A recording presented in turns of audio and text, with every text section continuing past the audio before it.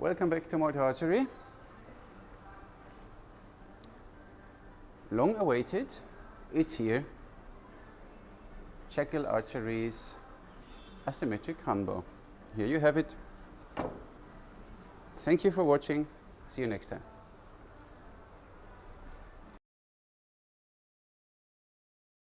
Oh wait, you want to see more? Okay. These people. Okay, Asymmetrical Hun bow. So what I mentioned in the last video about the Jackal Archery from Lija LJA. Nice sleeves with the logo, so you don't mix them up, because we have back there a big box full of all the sleeves of all different brands. And then Annibale, you know, because they have this red stripe, and then you go already confused because the others look all the same. So sleeve is nice, but you're not here for the sleeve. We are here for this bow. And look at this. Flex in the handle. Long here. A bit shorter here, but look, you see this asymmetrical design? Of course you see it. What we have, of course, is the logo. Nice, bright and shiny. What we don't have, but Nandi promised me that he will change that now, and that he will write there at least the poundage at 28 and the max draw. Good. Speaking of max draw, specifications of this nice bow before I string it. Has a length, knock to knock, 55 inches. Has a strong length of 48.8 inches. And we have a brace height of 18.5 or 7.2, 18.5 centimeters or 7.2 inches. 25 to 50 pounds. We have a max draw, which is important for you again, 31 inches. And we have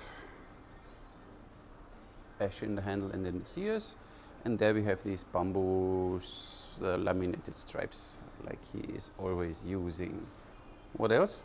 And they mentioned that the handle is made for sideways katra, but we get to this later. So now let's string this beauty, and there it already starts. It's an amazing looking bow, but when you don't know how to string a bow, or when you didn't string already 20 different kinds of bows, don't get this one. See, this step through method is tricky, at least to say. So we better string it upside down, maybe, huh? Let's see. So, yep. So.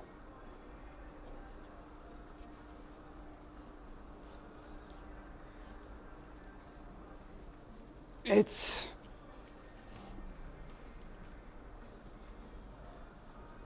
almost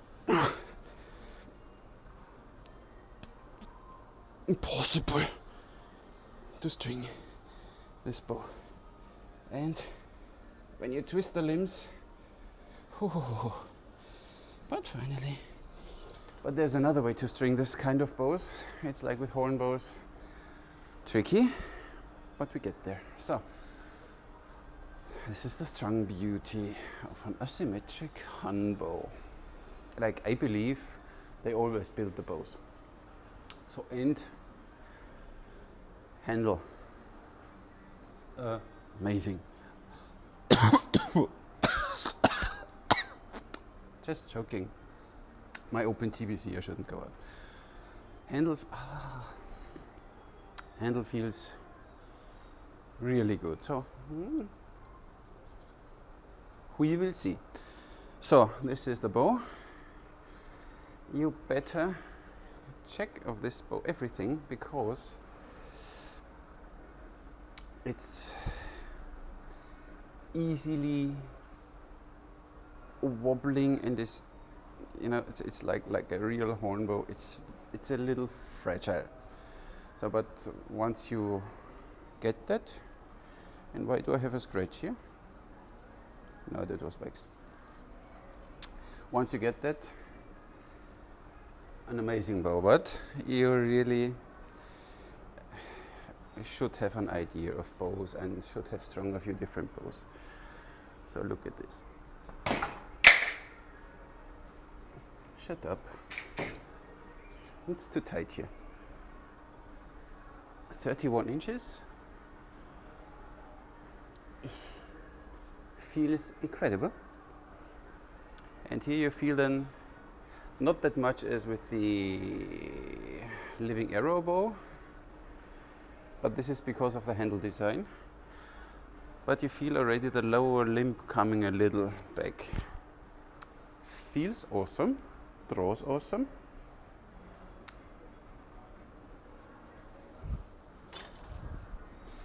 This is now a 29-inch arrow, but just for the...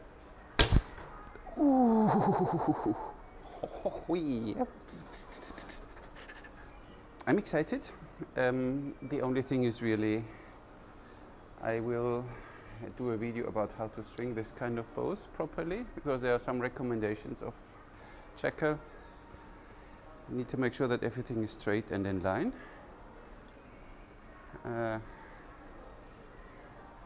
Amazing. Let's shoot it. And of course, when you see the angle of the sears and the length of the sears, so they have here quite, you know, this movement, this slightly side movement. So when you don't care, I guess this bow will directly snap and turn around and unstring. So that's why be careful with it, know what you do. But other than that, beautiful bow. So let's shoot. Which arrows do we shoot today? We start with these ones. They are my old from the airport or something. They are 32 inches, that's why I made a mark here at 31. They are 480 grain.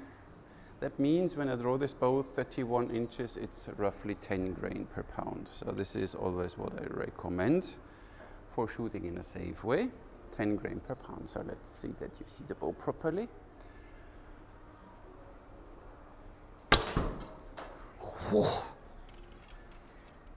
It was not completely 31. Holy crap. My arrow disappeared in the target.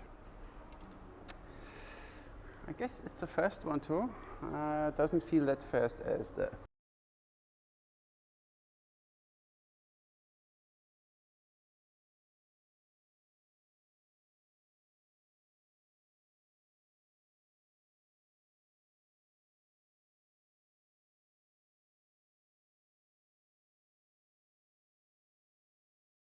Akinji, but so that was 10 grain. Oops.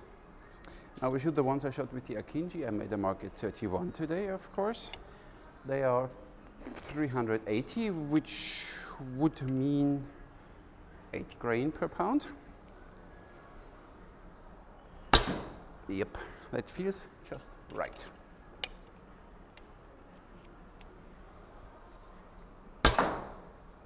And happens automatically, yes.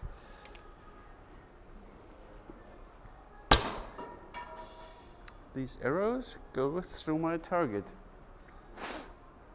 Okay, but just because the fun of it, these arrows are 30.5 inches, so not completely full draw, but they are 330 grain. That would mean 7 grain per pound, only to feel what the bow does. And he does nothing. No hand shock, no vibration. 7 grain per. It's hot today. Ostra Madonna.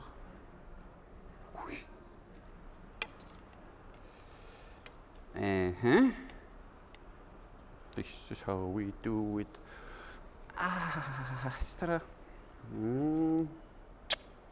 This week I need to go to the polyclinic. There is still a piece of carbon in it, I guess. It's not pointing out in the back and it's painful. Yep. People always ask me, what is your favorite bow now? Has the tendency to become one. It's only a little tricky, only for pros, not for a beginner. Let me get the arrows back. We need to shoot this again.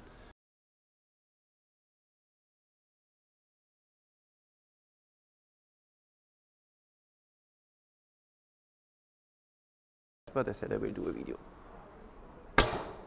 Ah, yeah, 10 grain per pound. Nice. Awesome. Another one. Oh. Calm down. 8 grain. I only have 2 now because the other one disappeared in the target. Oh, yeah.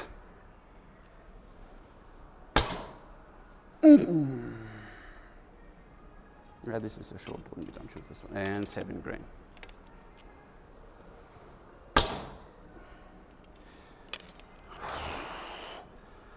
Beast. Oh, went through. We need new targets for these bows. Ah, you see how I perform katra like a wild animal? But I said it last time. I don't want to say it again, but yes, I want to say it again. You see that?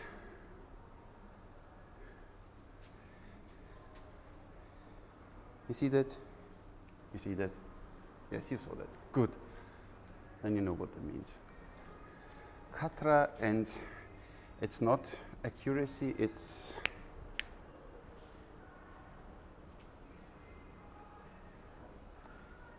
precision.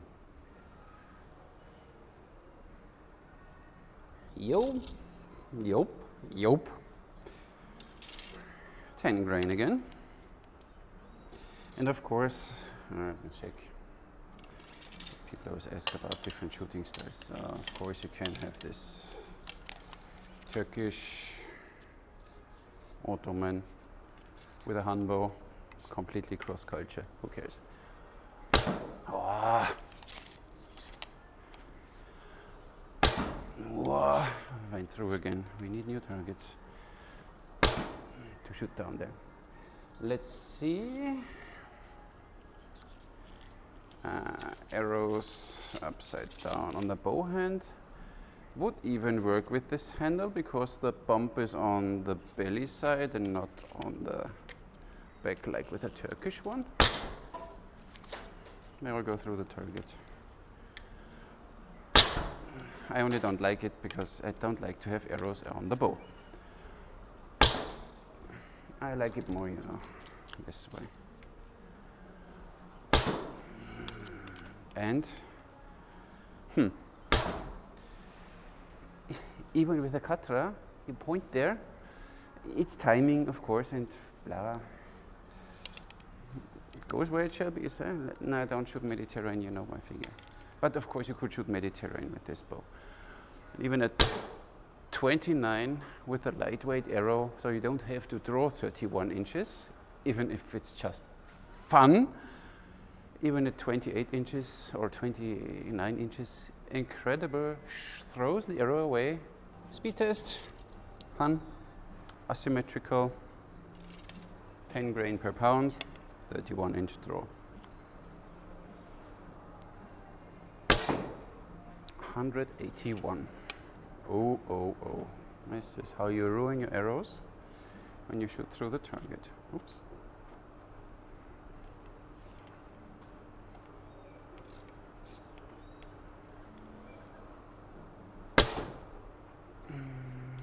Shows the same. Oh, error. Okay.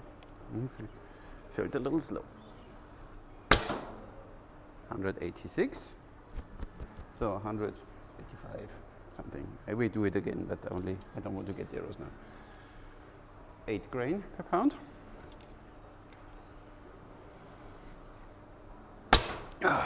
203. Of course.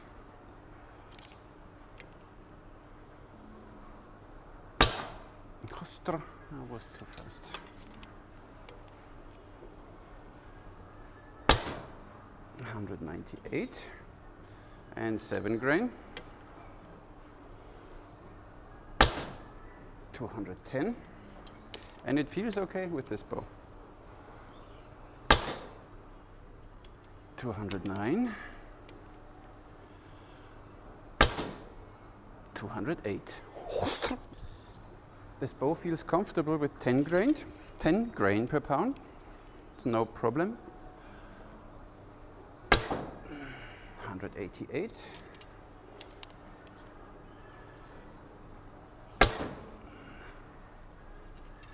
Yes, the light is tricky here with the speedo. 260. No. We don't want to challenge the big ones, you know. So, but with a 10 grain arrow, and of course, and now we do what the other Hungarians do. They use more lightweight arrows. 8 grain. 196. That was not full draw. 209.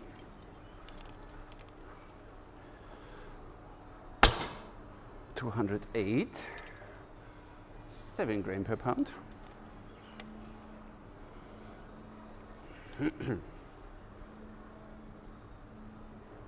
Not that it slows the arrow down. Hoo-ha, wooza. 209. Oops. Did I do a double? I shot another 209. Let's shoot a triple. 201, that was not full. Oh, my hand. So, boys and girls, I wanted to do something now. See the stacking. Ooh. I am only a little. This bow feels a little here. This is the only thing, but you get used to it. You need to take care of this bow. So speed test, good. Let's get a long arrow.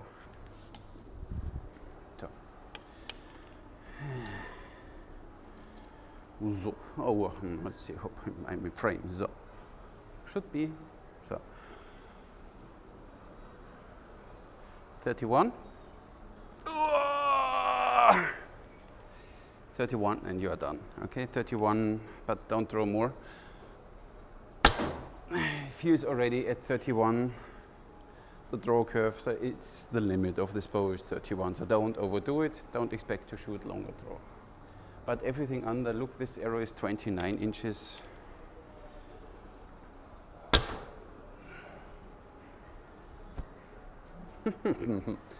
Yep, so what to say about this bow?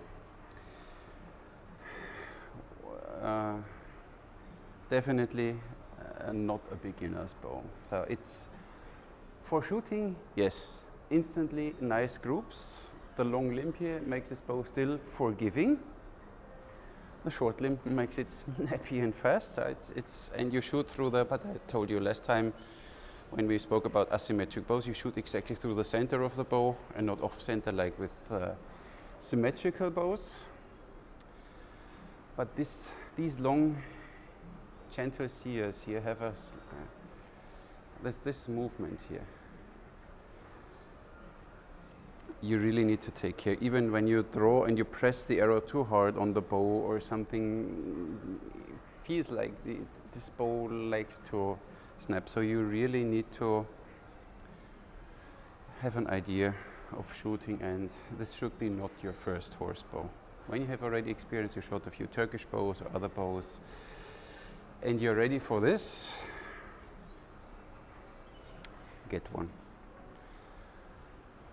As usual, Jackal's build quality, there is everything, even the sides here. This is what I like. Others don't take that much care in final finishing their bows. And this is what makes, you know, this is this extra mile. Some go this extra mile. I like that, I appreciate that. It adds a lot to the value of a bow. You know, then you have something nice, what you can appreciate, and not like, it's a little raw here and whatever, but it's fine, it's done. It shoots the same, but you know, this is this little bit extra.